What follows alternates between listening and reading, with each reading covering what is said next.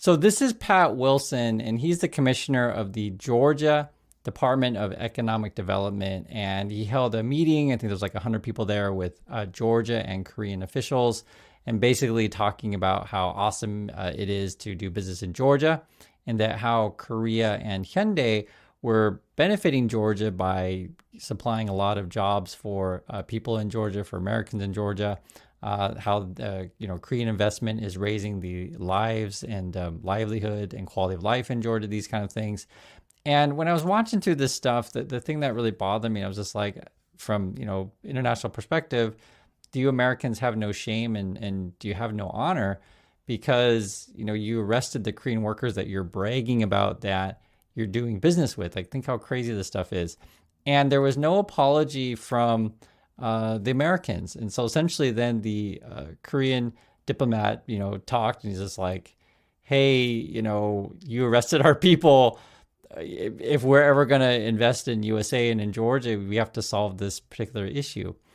And I want to go over this stuff because not only do I want to give you, Korean perspective, what Koreans are saying, and also talk about U.S.-Korea relations, because it relates to how people think about the USA abroad. So, for example, and Pat, he's never going to apologize. that's the Americans. But I wanted you to understand like how are Americans perceived around the world. So this is just from local Koreans. They say, "What kind of change of stance is this without an apology?" And there's a lot of comments from Koreans keep asking like, why are we doing business with these Americans if they're not going to apologize? Another person writes, "As long as Trump is here, you should avoid going to the U.S. and he won't even apologize." And it's interesting because even though the Americans don't talk about this stuff that much, like Koreans is really passionate about what happened to workers at Hyundai. Because I just want you to think about it. I always remind you guys, just imagine that America had a company in another country, be it GM or Ford or whatever, and imagine if 317 Ford workers were locked in prison for a week. Like, how do you think the Americans would respond to that? And I think you already know, right? They would send in the Delta Force and start bombing everything. So like, people would be pissed. And just imagine if the other country didn't apologize, and then the other country started asking you to give them more money and create jobs for them. You're just like, wait, what? You just arrested our people and you're not going to apologize? And so when you read through some of the Korean comments, just for example, this person was saying, this situation arose because of the supremacist, racist union, and the Republican Party in the Georgia House of Representatives has mindlessly defended it. This would make the Hyundai LG union furious. They're blatantly racist, talking about people in Georgia. And even now, the local union in Georgia claims that the Korean workers were at fault. And part of the thing that's kind of interesting, he's talking about how the comments talking about how in Georgia there was a union that I think they were like pipe welding or something like that. And, they were claiming that the Koreans were taking the pipe welding jobs, which is just not true. The Koreans that they were there to do specialized work, right? Install technology, train American workers, etc. And it's just not something the Americans can do. They don't work for LG. They're not trained in said stuff. And they're, talking about two different jobs. We're not talking about pipe welders here. And another person, right, in Korea, they say, don't trust them. The moment they set foot again in USA, they'll be completely different, meaning that, the Americans are just trying to sweet talk to get the Koreans to come back. This is also going on in the Wall Street Journal recently.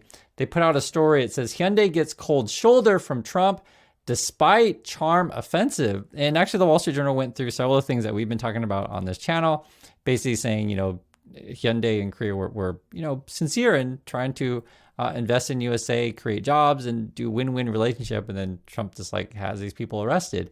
And then this is really interesting. This is the New York Post, which is very much a right-wing publication in the USA. And they're running the headline, Hyundai showered Trump with cash commitments to invest in U.S. only to have feds raid the Georgia factory. So basically, that's why I come up with my first reaction was do the Americans have no shame and no honor? Maybe Trump does. I can't speak for all Americans, but that's just how Trump is.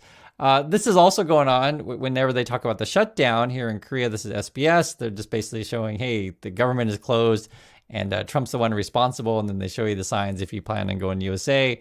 Visitor center is closed. And it has a very definite meaning to that. And then when we're showing, say, what's going on with the situation with Chicago or this crazy meeting that Trump had with all of his advisors, let me show you the stuff they show that Trump says. We have a very serious left-wing terror threat in our country. Radicals associated with the domestic terror group Antifa.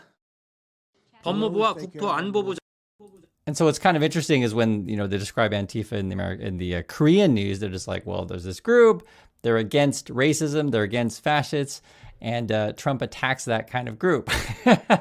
So, you can kind of figure it out, like what the kind of person would attack an anti-racist group, a racist person. What kind of person would attack an anti-fascist group, a fascist person, right? You get the gist. It's anarchy. We can't and we will not let masked terrorists burn our buildings, attack our law enforcement. 텍사스 주 And then they show 방위군의 Bondi, TV she looks really 예고대본이 angry. And then what they do also is they keep showing that that Trump keeps calling in the military on his own cities. He says a lot of things to the camera. He likes to pretend to be a tough guy. Come and get me. And I want you to see also that they show very clearly that there are two different parties in USA, right? So Pritzker being the governor of Illinois. They also show a lot of the the mayor of Chicago. Listen to this. The federal government is out of control. This is one of the most dangerous times in our nation's history. And so this is sort of what they're showing us here in Korean. I just want you to get a sense of it, because then when we go through Korean comments, it'll make sense of why people are saying the stuff that they say that they are. Here's some more. The governor of Texas should be worrying about Texas. Why he all up in my business? Focus on Texas. Right, and so they're basically saying, hey, there's local people that are pushing back. Then they go to Hegseth, and just look at the imagery. Just imagine if you're in another country seeing this stuff. How would you read this? And watch. Physical standards must be high and gender neutral. It's completely unacceptable to see fat generals and admirals in the halls of the Pentagon. 이어 등장한 트럼프 대통령 Isn't it kind of weird? It's like, why are we talking about fat generals and stuff? And then they show like what Trump is talking about with the enemy within things. We are under invasion from within. We're stopping it very quickly. 반대 세력을 And what's going on also, what they made it really, really clear, is Trump is only calling the American military against effectively blue cities and cities that have politicians that Trump doesn't like. And so the big concern actually in Korea is USA going to some sort of civil war because Trump is purposely targeting, again, blue cities. And then what I wanted to you guys get a different perspective. Just imagine you're in another country. So let's say, or see people carrying guns around. And this is USA actually, but just imagine like, you're in USA and they show you, whatever leader, it doesn't matter, Italy or France or whatever. And the president's like talking about going after the enemies within, and he's meeting with all the generals, and you're just like, what the heck is this? And so that's how Koreans are reading this stuff, the things that Trump are saying. And let me show you some Korean comments. One person says, whose pattern is exactly the same? Ha ha ha, anti-state forces, ha ha, election fraud. And this is a reference to before President, here in Korea, President Yoon was basically just like Trump, claiming that, the other side's cheating, and if you're, say anything, then you must be anti-government, right? Anti-state forces, that kind of stuff. Also, this person says, the man who incited the storming of the Capitol after losing the presidential election to Biden is now shamelessly talking about the Insurrection Act, right? So people in Korea are directly calling out Trump for being a hypocrite. You guys know it's the whole January 6th stuff. Here's another person in Korea says, the far right is so consistent, talking about right-wing people in various countries. They're idiots, yet they wield guns and swords so readily. Their own lives are precious, but the lives of others are nothing more than dumb numbers. They force people to listen to what they deserve. Rogues equals far right. And for those of you watching this in USA and other places, just know that you are not alone. The majority of people can clearly see who Trump really is. I mean, it's not that hard to see. I mean, and especially say like with Hegseth, he's talking about fat generals. I mean, it's crazy, it's sad, it's laughable, it's stressful all at the same time. And I'm sure you guys know how I feel and how you feel. I guess we should say how we all feel. But that's why I'm sharing with you, because when you're not alone, you realize that, there are more sane people than not. Here's another one. Another local Korean says, it just shows how petty American politics is. Another person writes, In the US, judges block it, but in Korea, the people block it. And I'm just telling you the truth, guys. I live here in Korea. We just had, again, President Yoon, I have to keep mentioning because you may not know recent history. Just a few months ago, the president tried to do what Trump's, up to, trying to declare martial law, accuse the other side of all these conspiracy theory stuff. Yoon would basically hang out with cult people, take bribes, and like listen to these far right YouTuber type people. And it's basically like kind of like your Glenn Becky kind of stuff, except their studios look far more budgety. And just when you actually see this stuff, you're just like, are these people for real? But that's essentially what it is. It's this sort of far right, this kind of stuff. And so the people taken to the street, though, does mean a lot, because essentially you don't necessarily need the courts. The people, it's democracy, took to the streets and, said this is not right. The soldiers stepped down. They said, I'm not following illegal orders. And ultimately, the president in Korea was arrested and impeached.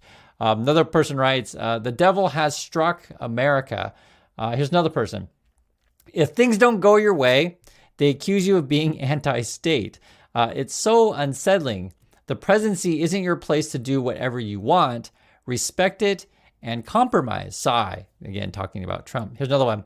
As Yoon, and that's again the former president of Korea, as Yoon Suk Yeol said, opposing me is considered anti-state. It's the same nonsense from those who dream of dictatorship. So I'm telling you guys, the Yoon situation here in Korea is the same exactly as Trump. These days, America feels like communism. How could that be a democracy? China seems more democratic. It's ridiculous. Trump is really ruining America. Tisk, tisk. No more comments. It's a real gangster state with only a large area. The return of American imperialism is another comment. A sad future awaits, and our country's far right is now behaving like pro-Japanese collaborators of the late Chosun dynasty. We must never ignore this. And I don't want to go into like Korean history, but I'll just say this. For any country, know your own history, and you want to be on the right side of history. And this is sort of like, say, when we're talking about the stuff with Trump, guys, remember what happened with the January 6th stuff. Don't forget that. Remember all the lies that Trump tells on a daily basis, and be on the right side of these things. If Trump is willing to lie about, say, when he got first elected, be it the crowd size stuff, that was like this first day as president, they're going to lie about all sorts of stuff. And then the last person writes here, if you vote stupidly, that's what happens. So again, this is what's going on in Korea. I always recommend these movies, guys, because it'll make sense when you see them, why I keep recommending them. One is called 12/12 Today. It's sort of how people like a Trump. It's happened in Korea. It's a true story, how they try to seize power with the military.